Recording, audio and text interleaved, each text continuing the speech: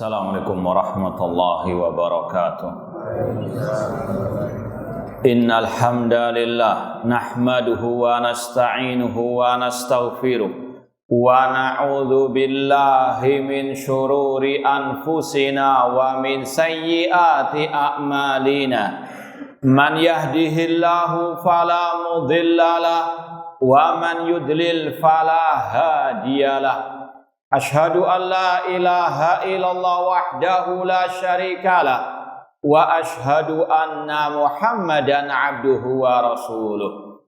Ya ayyuhalladzina amanu taqullaha haqqa tuqatih wa la tamutunna illa wa antum muslimun. Ya ayyuhan nasu taqu rabbakumul ladzi khalaqakum min nafsin wahidah wa khalaqa minha zawjaha wa batha minhuma rijalan katsiran wa nisaa wattaqullaha alladzi tasaaluna bihi wal arham innallaha kana 'alaikum raqiba. Ya ayyuhalladzina amanu taqullaha wa qulu qawlan sadida yuslih lakum a'malakum wa yaghfir lakum dhunubakum wa may yuti'illaha wa rasulahu faqad faza fawzan 'azima.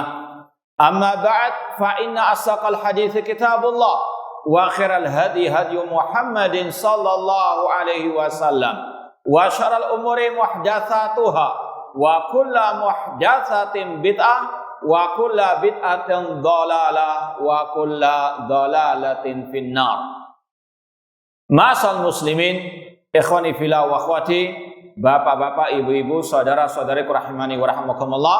Alhamdulillah, segala puji bagi Allah Subhanahu wa taala yang mempertemukan kita kembali dalam kajian tafsir juz amma dari kitab tafsir Taisil Karimur Rahman fi Tafsir Kalamil Mannan oleh Fadilatul Syekh Abdurrahman As-Sa'di rahimallahu taala. Semoga Allah Subhanahu wa taala senantiasa menambahkan kepada kita ilmu yang bermanfaat dan al-amal as-saleh. Kita masih dalam pembahasan surat At-Takwir, tepatnya pada ayat ke-26. Ayat 26 dari surat At-Takwir. Kita baca sebelumnya ayat ke-25 karena ada kaitannya dengan ayat 26. Allah berfirman, "Wa ma huwa biqauli syaitonir rajim." Tidaklah Al-Qur'an ucapan setan yang terkutuk. Ini sudah kita sampaikan dalam surat At-Takwir ini. Allah telah menjelaskan bagaimana kemuliaan Al-Quranul Karim.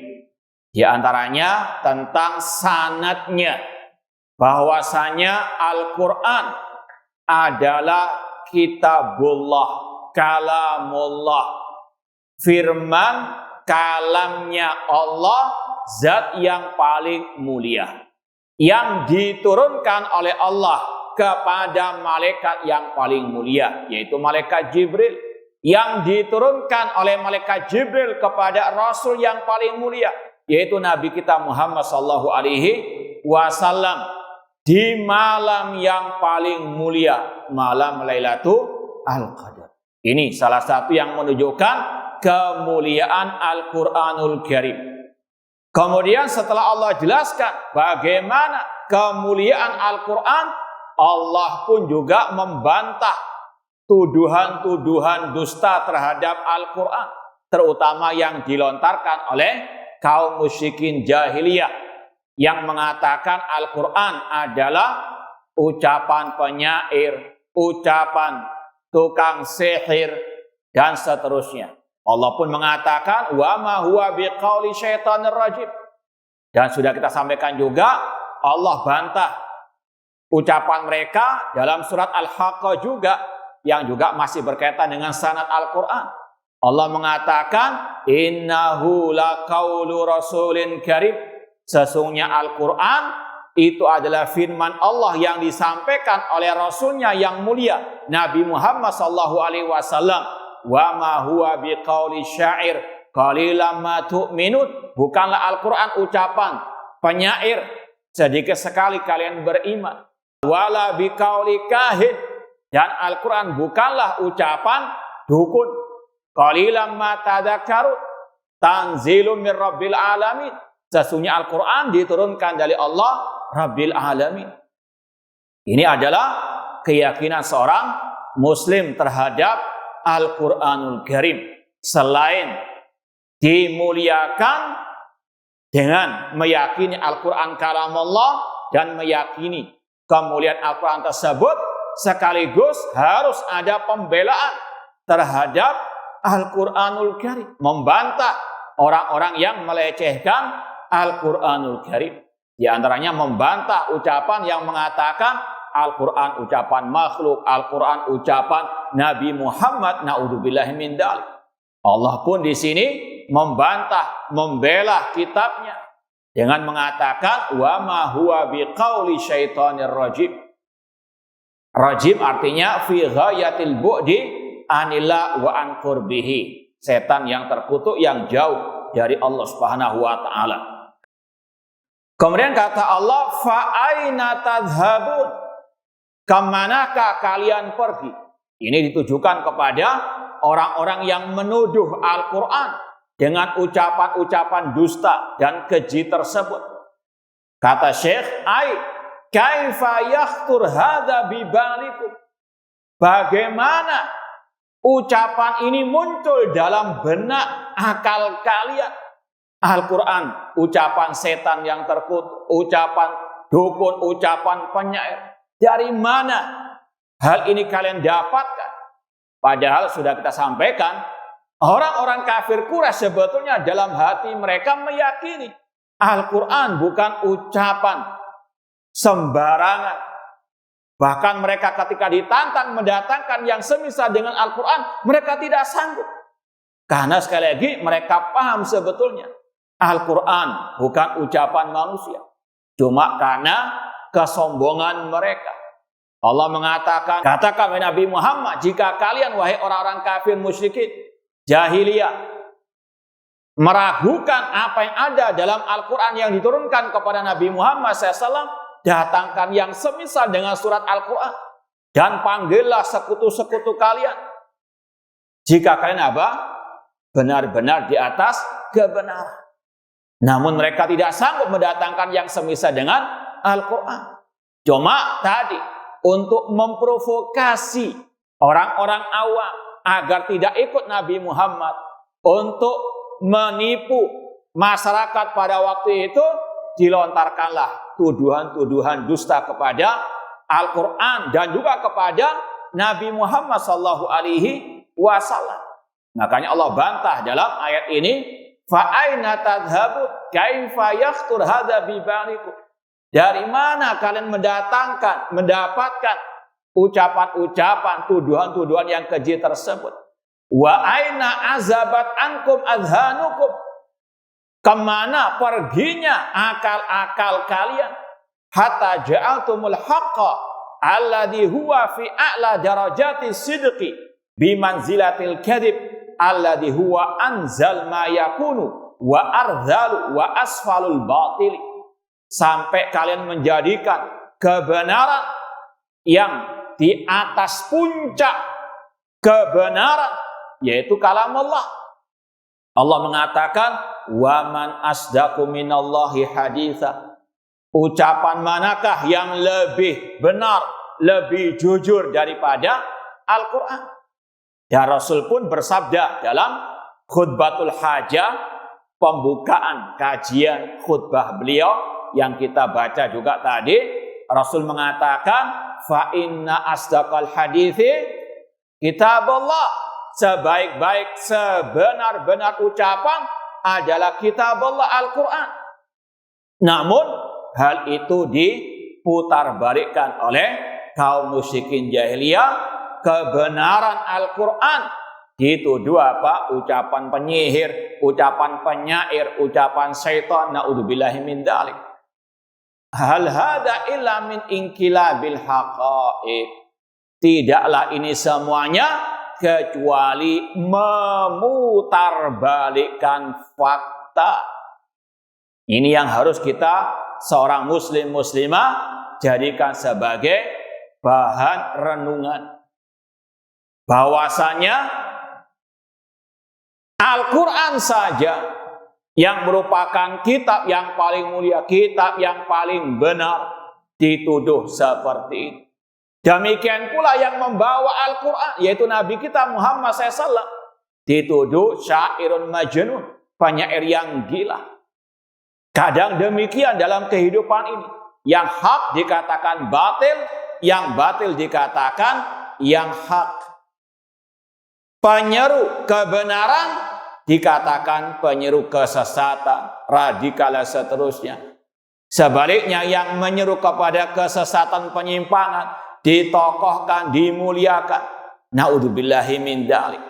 Ini kelakuan orang-orang musyrikin jahiliyah, memutarbalikkan fakta. Rasul SAW mereka ketahui sebelum diutus menjadi nabi sebagai as-sadiqul amin, orang yang jujur, orang yang amanah. Namun ketika beliau sudah mulai dakwah tauhid, mulai mereka tuduh mengusik ketenangan mereka, ketenangan berhala-berhala mereka, Rasul dituduh syairun majnun. Itulah sunatullah di atas muka bumi ini. Tadi sekali lagi, kaum musyrikin memutarbalikkan fakta. Yang hak dikatakan batil, yang batil dikatakan al-haq. Dan ini yang juga Rasul pernah sampaikan dalam sabda beliau, innaha satakunu sanawatun khadda'at.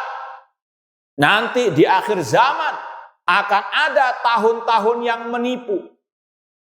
Apa indikasinya, ciri-cirinya? Kata Rasul, yukadzabu fiha shadiq, orang yang jujur didustakan.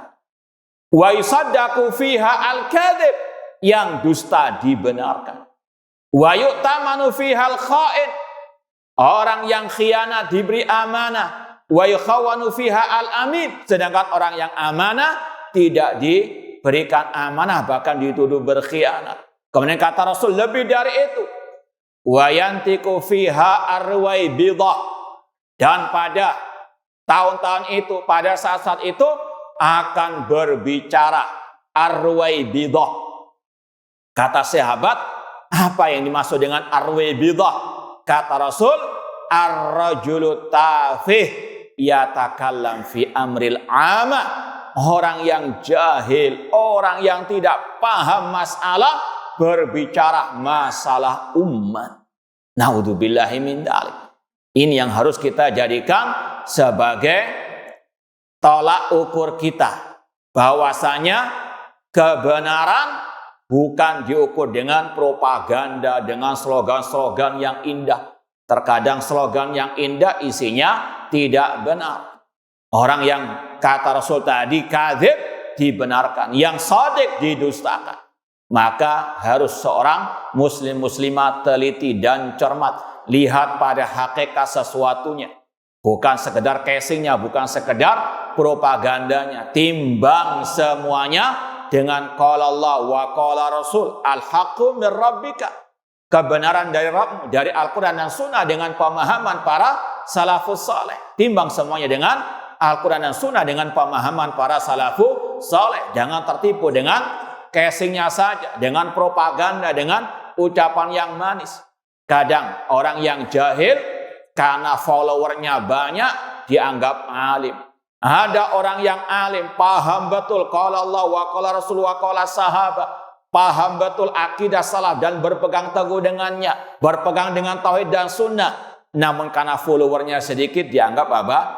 Rajul yang jahil dan seterusnya. Karena sekarang sudah terbalik-balik. Ya, ukuran kebenaran, ukuran orang alim, orang jahil, semuanya apa? Diputar balik. Naudzubillahi min dzalik. Maka seorang muslim muslimah harus bijak dalam menilai segala sesuatu. Timbangannya qala Allah, firman Allah, qala Rasul, sabda Rasul, dan juga pemahaman para salafus saleh yang sudah kita sampaikan, keutamaan mereka dan kewajiban kita meniti jejak mereka pada pembahasan yang lalu.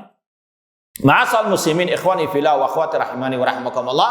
Intinya sebagaimana kata Syekh tadi, inilah pemutarbalikan fakta yang dilakukan oleh kaum musyrikin jahiliyah. Bagaimana Al-Quran yang merupakan kalam Allah, yang sebenar-benarnya ucapan, mereka dustakan, mereka tuduh dengan tuduhan-tuduhan dusta.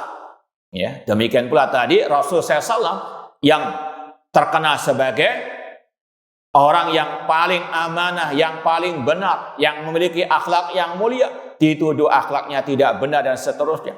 Maka sekali lagi harus seorang tahu hakikat segala sesuatu harus ada bukti yang nyata, bukan sekedar propaganda ataupun isu-isu yang tidak ada buktinya. Kemudian ma'asal muslimin ikhwani fillah wa akhwati rahimani wa rahimakumullah, kemudian Allah berfirman lagi tentang Al-Quran, in huwa illa dzikrul lil alamin. Tidaklah Al-Quran kecuali pelajaran, kecuali peringatan bagi al-alamin, alam semesta, yaitu bagi jin dan manusia. Al-Quran bukan hanya untuk manusia saja, namun untuk alam semesta ini, diantaranya untuk al-jin. Dan kata para ulama, al-jin mereka tidak punya rasul dari kalangan mereka.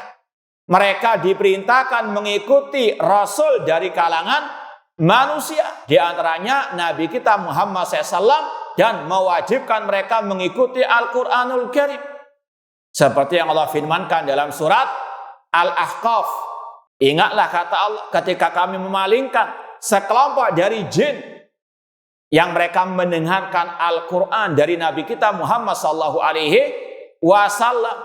Ketika mereka menghadiri majelisnya Rasul, mereka berkata, ansitu, dengarkanlah bacaan Al-Quran. Ketika mereka selesai, mereka pulang kepada kaumnya, mundirin. Mereka memperingatkan, mengajarkan Al-Quran kepada kaum mereka. Ini kata para ulama, al-jin juga diwajibkan mengikuti Nabi kita Muhammad SAW, diwajibkan mengikuti Al-Quranul Karim.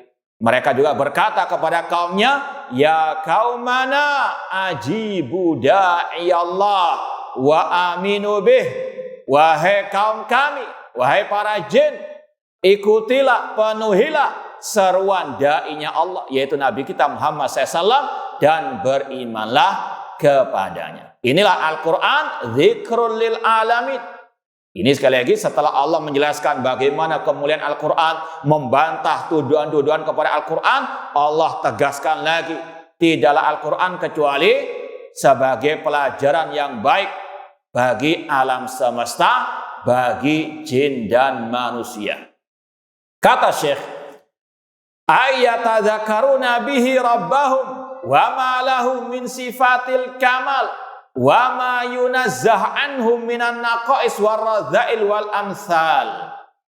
Bahwasanya Al-Quran diturunkan oleh Allah agar mereka manusia dan jin mengetahui Rabb mereka, mengenal siapa yang menciptakan mereka, siapa sesembahan mereka, dan yang berkaitan dengan sifat-sifat kesempurnaan bagi Allah Subhanahu wa Ta'ala.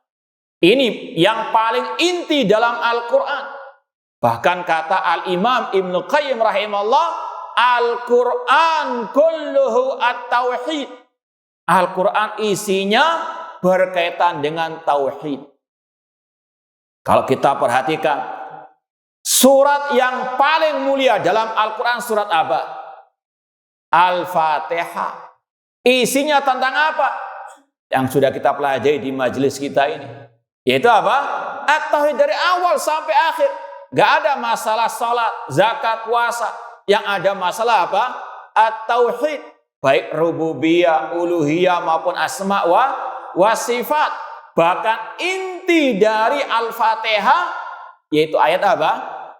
Iyyaka na'budu wa iyyaka nasta'in, tentang at-tauhid.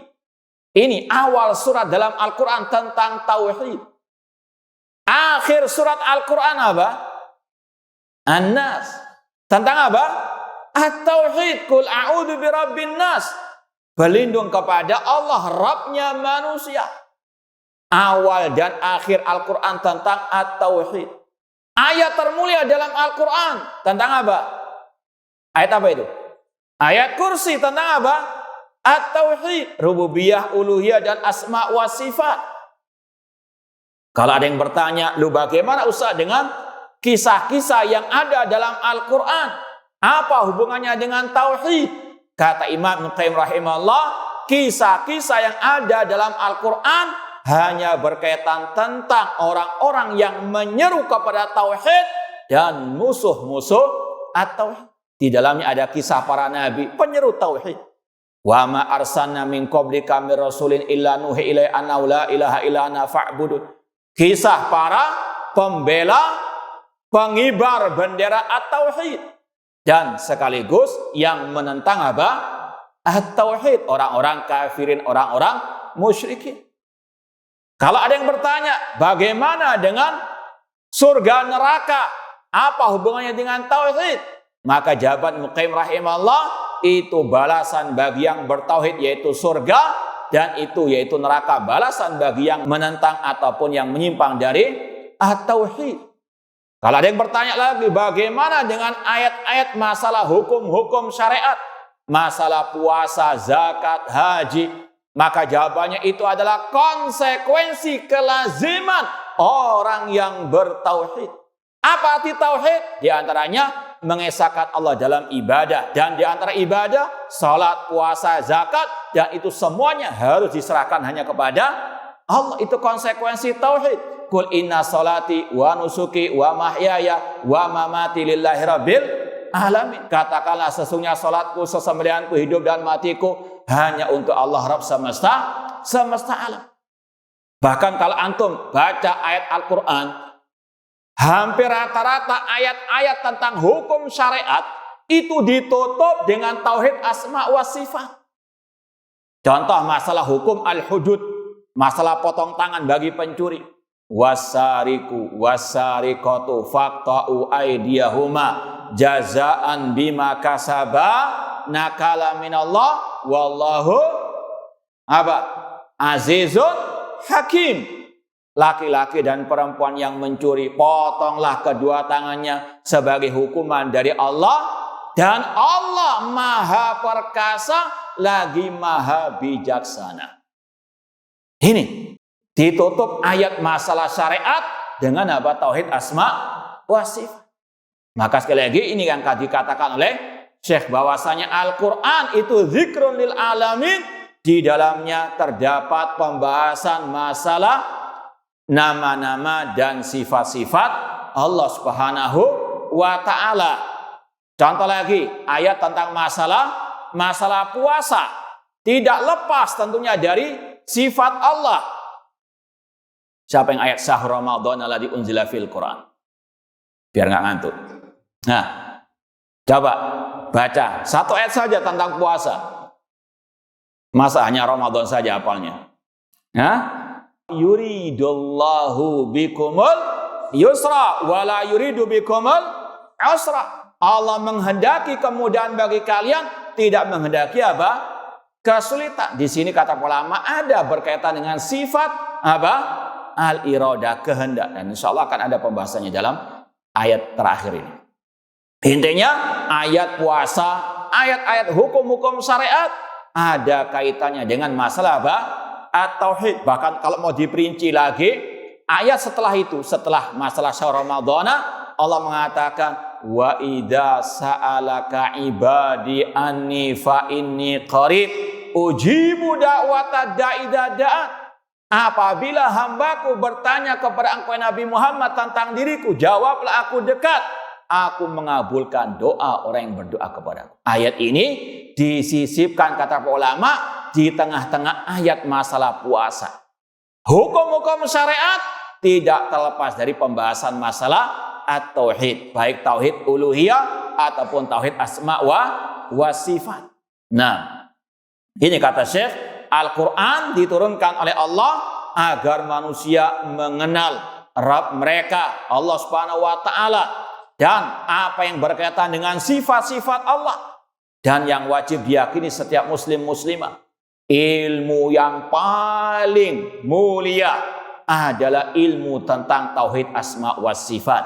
Sebagaimana kata Al-Imam Ibnu Abil Is Al-Hanafi, salah satu ulama Ahlussunnah di abad ke-8 Hijriah, dalam muqaddimah kitab Syarh Aqidah Tahawiyah, beliau mengatakan fa innahu lamma kana ilmu usuluddin asyrafal ulum irsyaraful ilmi bi syarafil ma'lum. Sesungguhnya ilmu tentang akidah usuluddin semulia-mulia ilmu, karena kaidahnya kemuliaan suatu ilmu tergantung kepada kandungan ilmu tersebut. Wa huwa fiqhul akbar, bahkan kata beliau inilah fikih yang paling besar binisbah ila fikil furuq, jika dibandingkan dengan fikih masalah cabang-cabang agama. Walihada sama al-Imam Abu Hanifah ma jama'ahu wa qalahu min usuluddin bil fikil akbar. Oleh karena itulah Imam Abu Hanifah rahimahullah menamai kitab beliau tentang akidah dengan judul Al-Fiqhul Akbar, fikih al-akbar, fikih yang paling besar tentang akidah. Kemudian kata Imam Ibnu Abil Is Al-Hanafi rahimahullah, wa hajatul ibadi ilaihi fawqa kulli hajah. Kebutuhan hamba tentang tauhid, tentang akidah, ini lebih daripada kebutuhannya terhadap segala sesuatu. Orang butuh makan berapa kali sehari? Paling pola ada yang 5 kali ya. Nah, jujur, ada ya? Nah, normalnya 3 kali. Adapun kebutuhan hamba kepada tauhid, setiap hembusan nafasnya dia butuh Allah Subhanahu wa Ta'ala. Ya. Dia mau beraktivitas apapun, ingat Allah, meminta tolong kepada Allah. Bangun tidur, apa langsung makan antum? Apa yang antum perbuat? Berdoa, bersyukur kepada Allah masih bisa hidup. Membaca apa? Alhamdulillahilladzi ahyana ba'dama amatana wa ilaihi an-nusyur. Mau tidur, baca, ya zikir lagi, ingat kepada Allah, kebutuhan kita kepada Allah setiap hembusan nafas kita. Wa daruratum ilai faqa kulli darurat. Kata beliau, kebutuhan darurat hamba kepada tauhid itu lebih daripada semua darurat. Kemudian kata Imam Ibnu Abil Is Al-Hanafi, fa innahu la hayata wala na'ima wala tuma'nina lil qulub illa bi an ta'rif rabbaha wa ma'budaha wa fatiraha bi asma'ihi wa sifatihi wa af'alihi. Sesungguhnya tidak ada kehidupan, tidak ada ketenangan, tidak ada kenikmatan bagi hati kecuali dengan hati itu mengenal Rabb-Nya, sesembahannya yang menciptakannya lewat nama-nama dan sifat-sifatnya serta perbuatannya. Ini kedudukan ilmu tentang tauhid asma wa sifat, dan ini yang buahnya di dalam ayat-ayat Al-Quran. Kita kalau baca Al-Quran sering melewati ayat tentang apa? Nama-nama dan sifat-sifat Allah, karena ini yang paling mulia. Bahkan tadi ayat kursi, ayat yang paling mulia karena isinya berkaitan dengan nama-nama dan sifat-sifat Allah Subhanahu wa Ta'ala. Dan ini juga ilmu yang paling wajib dipelajari. Sebagaimana kata Al-Imam Al-Lalikai, salah satu ulama Ahlussunnah yang bermadzhab Syafi'i yang hidup di abad ke-5 Hijriah. Beliau mengatakan di awal kitab Syarh Ushul I'tiqad Ahlussunnah wal Jamaah, beliau mengatakan fa inna aujaba ma'alal mar'i ma'rifatu usuluddin wa ma kallafallahu bi ibadahu min fahmi tauhidihi wa sifatihi. Kata beliau, kata Imam Al-Lalikai, sesungguhnya yang paling wajib, inna aujaba, ya, sesungguhnya yang paling wajib atas seorang hamba untuk dia mengenal masalah usuluddin, masalah akidah. Tentunya akidah salaf, akidah yang berdasarkan Al-Quran dan Sunnah dengan pemahaman para salaf, para sahabat tabi'in dan tabi'ut tabi'in. Dan kata beliau yang paling wajib mempelajari apa yang Allah bebankan atas hamba-hambanya dari memahami tauhid dan sifat-sifatnya. Ini ma'asal muslimin yang harus kita pahami. Kemudian kata Syekh, yatadzakaruna bihi rabbahum wa ma lahum min sifatil kamal wa ma yunazza'anhum minan naqais waradzail wal amsal.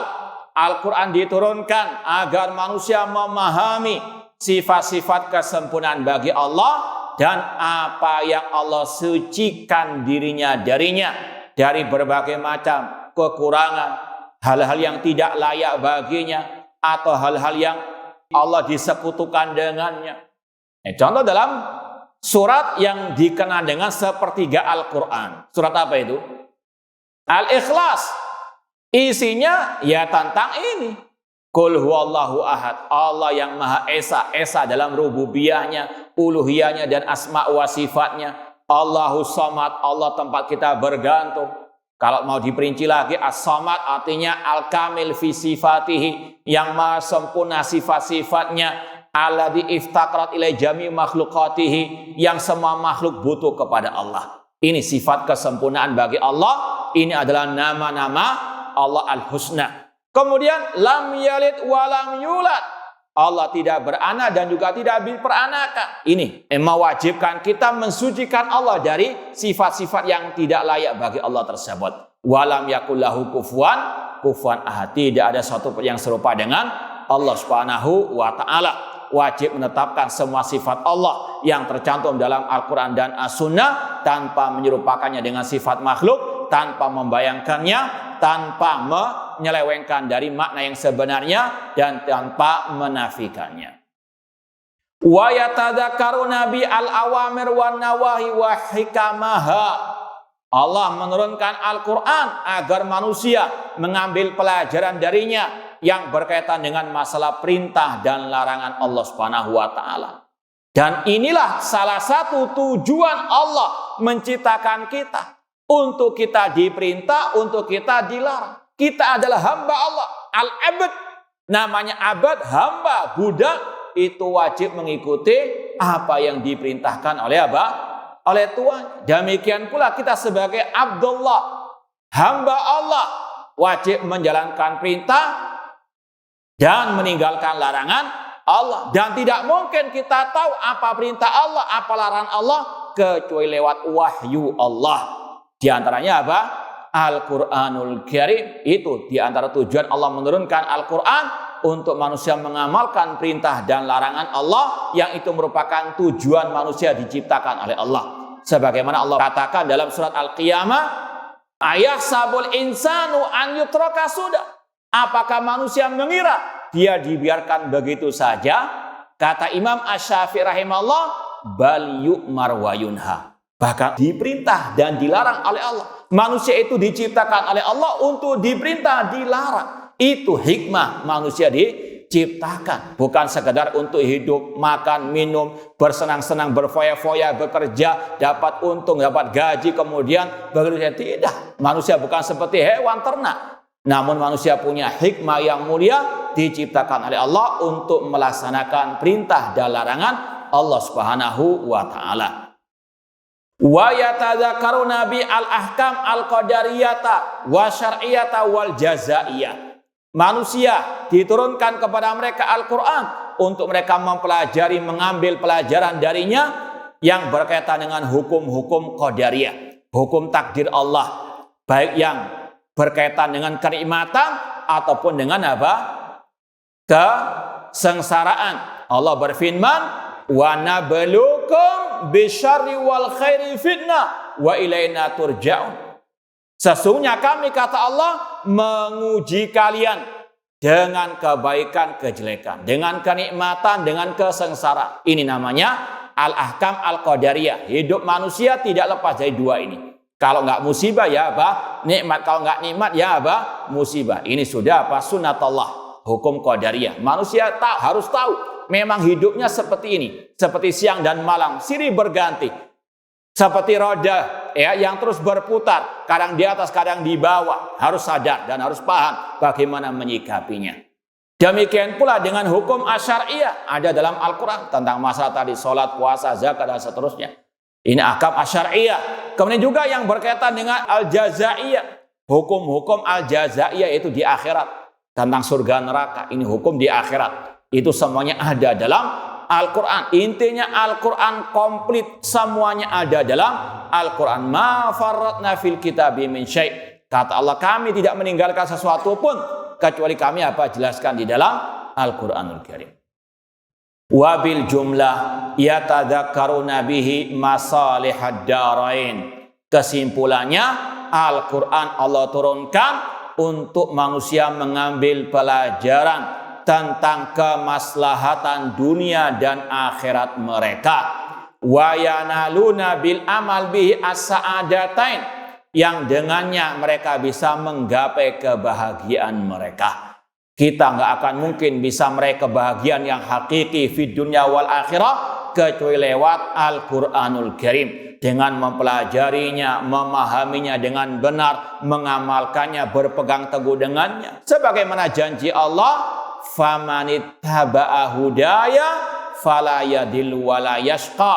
Barang siapa mengikuti petunjuk kata Allah, dia tidak akan tersesat dan tidak akan sengsara selama-lamanya. Namun sebaliknya, waman a'rada an dzikri fa inna lahu ma'isyata dhanka wa nahsyuruhu yaumal qiyamati a'ma. Barang siapa yang berpaling dari Al-Quran, dari peringatanku kata Allah, kami jadikan hidupnya sempit, sempit di dunia dan sempit di alam barzakh. Naudzubillah min dalik. Dan kata Allah, kami bangkitkan dia pada hari kiamat dalam keadaan buta. Ini sekali lagi, tidak mungkin kita bisa meraih kebahagiaan yang hakiki kecuali lewat Al-Quran. Dengan mempelajarinya, sebagaimana kata Rasul, khairukum man ta'allama al-Qur'ana wa 'allama. Sebaik-baik kalian yang mempelajari Al-Quran dan yang mengajarkannya. Tidak cukup hanya dipelajari, namun harus juga diamalkan. Karena Rasul bersabda, Al-Qur'anu hujjatul laka au alaika. Al-Quran bisa menjadi senjata bagimu atau naudzubillah min dzalik bisa menjadi bumerang atasmu kalau tidak diamalkan. Intinya sekali lagi, ini tujuan Allah menurunkan Al-Quran untuk mengantarkan manusia kepada kebahagiaan fid dunia wal akhirah. Kurang lebihnya mohon maaf. Wa jazakumullahu khairan. Wassalamualaikum warahmatullahi wabarakatuh.